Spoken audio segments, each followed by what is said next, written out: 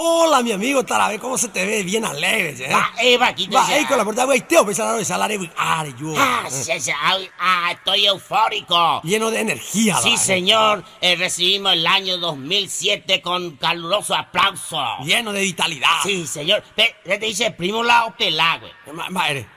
Llegó a presentarse la Isícara. A ver, te maestra hoy la Isícara. Ya tuvo campaña ya. Y está uno de te verás, el primo Pea. Dale, y digo la yeta, la la arero ta, fui más examen. Me acuerdo ya a presentarse la Isícara, joyero que y cuál se pea tú. No, ni ellos, y la cuñada, ¿verdad, ese primo?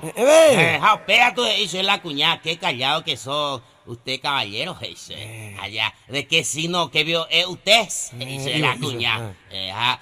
Pues no, doy cuál, va a decir la signo. Pues no, pelá, ese. Primero, nada, voy a decirme de qué signo es usted. Claro. Entonces la cuñada dice, yo soy de cáncer, dice. Y usted, caballero, dice, yo es lepra, dice. Va, Eiko, Tarabe. ¿Cómo te trata el amor? Y yo estoy feliz, ya te estoy diciendo que estoy feliz. ¿Por qué?